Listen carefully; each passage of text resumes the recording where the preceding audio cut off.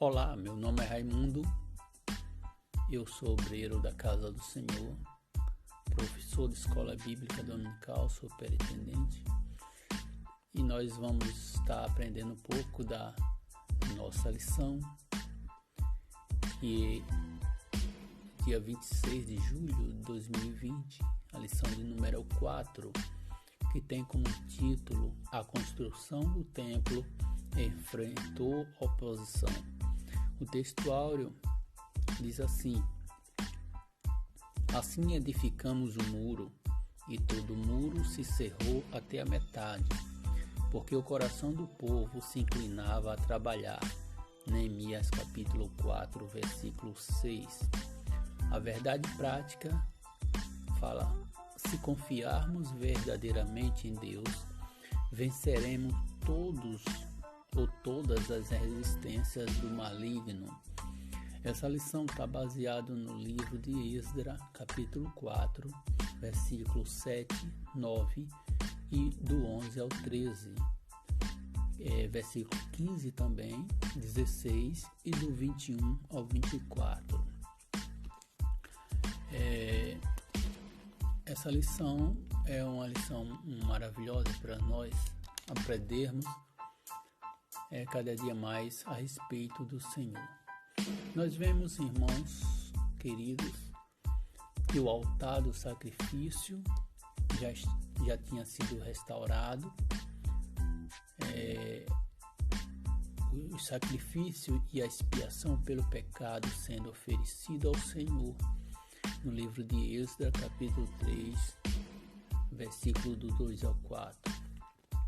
A nossa introdução diz assim: o altar havia sido restaurado, a festa dos tabernáculos celebrada e o holocausto contínuo estava sendo oferecido cada dia, conforme o rito.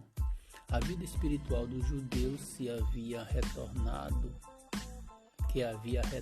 do cativeiro, seguia o que estava prescrito na lei de Moisés. Somente esperavam o momento de iniciar a reedificação do templo.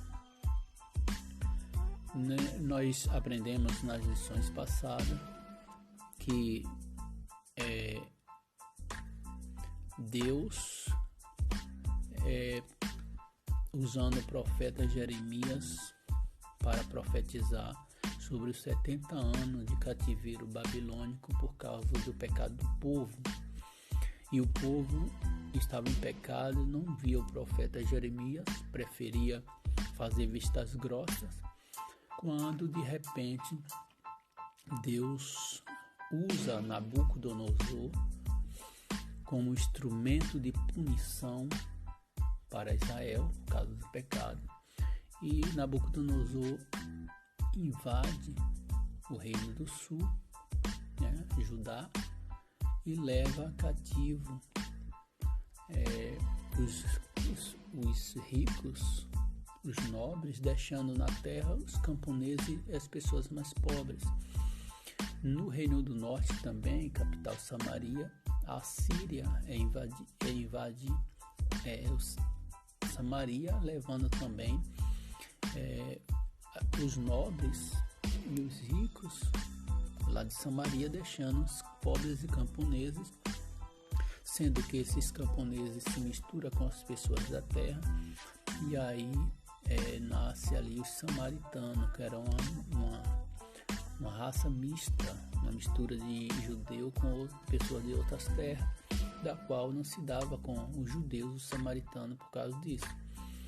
E o povo passou 70 anos cativo na Babilônia, por ordem de Deus, usando Nabucodonosor como vara de punição.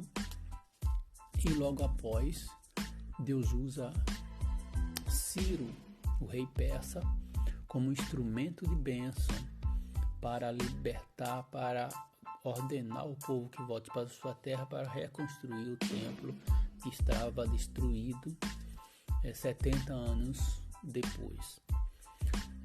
E aqui nós vemos que o altar do sacrifício já havia sido restaurado por ordem de Ciro, da qual Deus chama de meu pastor lá em Isaías, usando ele como instrumento para a recondução do povo à sua terra. E agora o passo era a restauração do templo. Eles lançaram os alicerces do templo e aí começaram a oposição dos inimigos, querendo impedir a reconstrução do templo. E esses inimigos nada mais era do que os samaritanos, que tentaram impedir a reconstrução do templo. Os alicerces são lançados no templo. Depois que os materiais para a construção do templo chegaram, segundo a concessão feita pelo rei Ciro da Pérsia, Zorobabel, os que havia voltado do cativeiro, lançaram os alicerces do templo. Todos apresentavam muita animação para o trabalho. Quando os edificadores lançaram os alicerces do templo, os sacerdotes, todo paramentado com as suas vestes, os jovens ficaram jubilosos, alegres, e os idosos ficaram tristes, porque os idosos foram aqueles que pegaram o templo de Salomão, ainda lembrava do templo de Salomão, e aí quando viram a reconstrução do templo não ter tanta glória, tanto ouro, tantas coisas paramentadas, pedra preciosa, choraram, lembrando do templo de Salomão. Mas os jovens que não haviam visto o templo de Salomão se alegraram de ver o novo templo reconstruído. E aí nós vemos que diante dessa tristeza e alegria, mas Deus estava no negócio para a reconstrução do templo. Mas os inimigos de Deus apareceram para impedir a obra de Deus.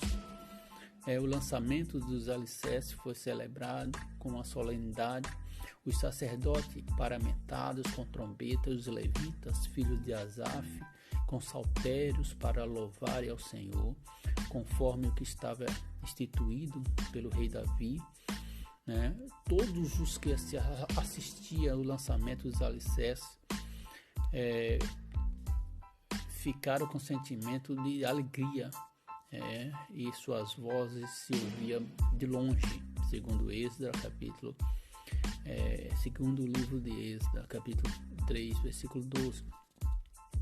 E na reedificação desse templo, nós vemos que depois do cativeiro babilônico, Deus usando ali Ciro, o povo volta para a sua terra, reconstruir o templo que havia destruído,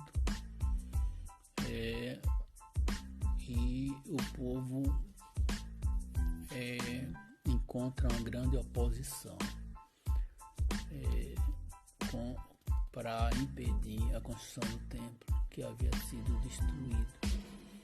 E Deus usa Nabucodonosor como vara de punição, depois usa Ciro como instrumento de libertação, permitindo o retorno para a reconstrução do templo que havia sido destruído. No ponto 2, diz assim: os samaritanos se opõem à construção do templo. Entre os moradores da terra estava o samaritano. Quando Nabucodonosor levou o reino de Judá cativo para a Babilônia, os samaritanos passaram a morar na terra. Este era os descendentes de uma mistura de gente que o rei da Síria tinha deslocado para a cidade de Samaria. Depois dele ter levado as 10 tribos do reino do norte cativo para a Síria, eles se misturaram ali com os povos da terra, os que ficaram, e era os povos pagãos, e assim nasceu o samaritano. Embora eles fossem temente a Deus, mas eles misturaram a adoração a Deus verdadeiro com a adoração dos deuses da terra. Assim, o samaritano também continuava servindo aos seus deuses mesmo temendo a Deus. Nós vemos que Deus usou Zorobabel juntamente com o povo e tiveram que enfrentar esses inimigos externos e internos que se infiltraram no meio do povo de Deus. Irmãos, toda a mistura não é boa.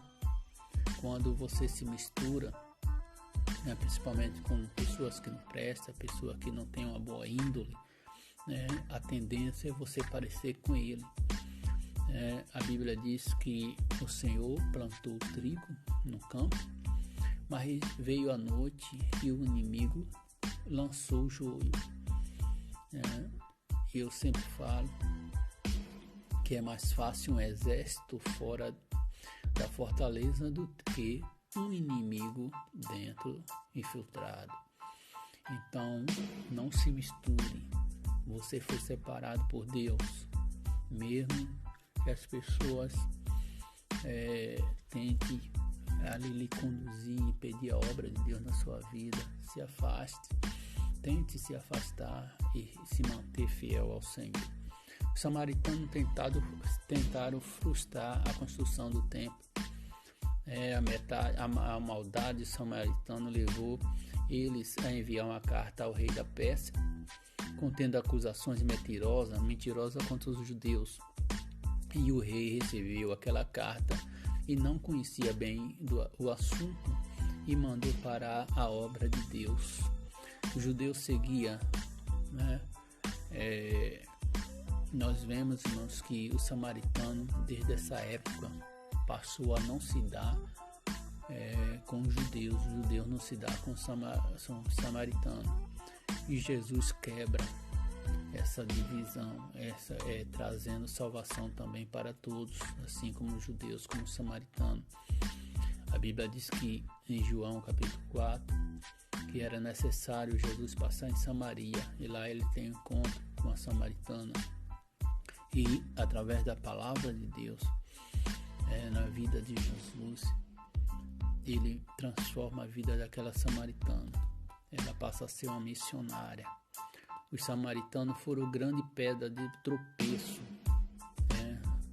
na vida, principalmente de Zorobabel, que foi o líder que Deus usou para vir reconstruir o templo e a cidade de Jerusalém. E os samaritanos fingiram interesse em ajudar, sendo que queriam impedir a obra de Deus. Às vezes que a obra de Deus não avança, nem sempre é por falta de fé. Nós podemos ver que muitas das vezes é impedimento do inimigo para barrar a obra de Deus na minha vida e na tua vida.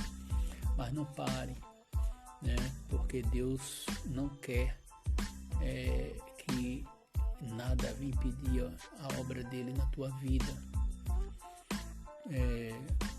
Os judeus deveriam ter ido ao rei da Pérsia para segurar a construção. Uma ordem foi dada por autoridade superior, não pode ser invalidada por uma autoridade inferior. Então a ordem foi a ordem de Deus, através de Ciro, para a reconstrução do templo de Salomão. E o povo ficou com essa resistência do inimigo, com essa afronta dos inimigos. O povo se afrouxou, e retrocederam, e houve a paralisação. E muitas das vezes os retrocessos e as paralisações são dolorosas e às vezes nos fazem a gente desanimar em fazer a obra de Deus. Se você parou de fazer a obra, levante-se, porque Deus é contigo.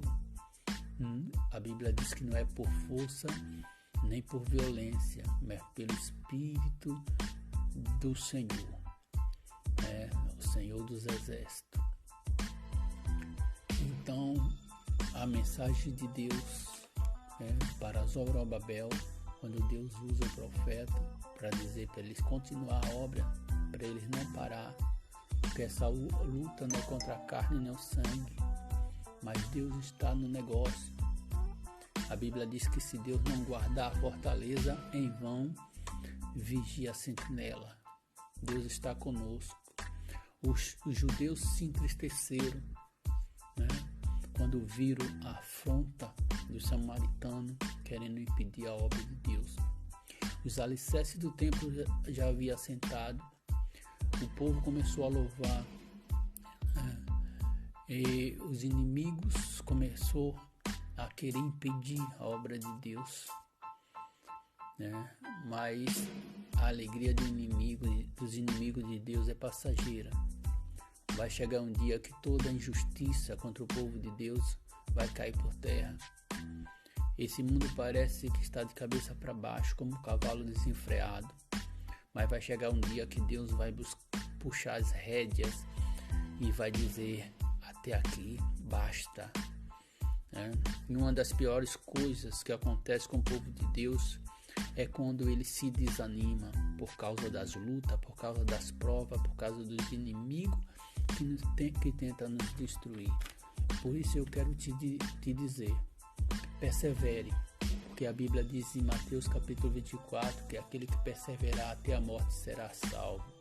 Então é na perseverança que nós vamos vencer.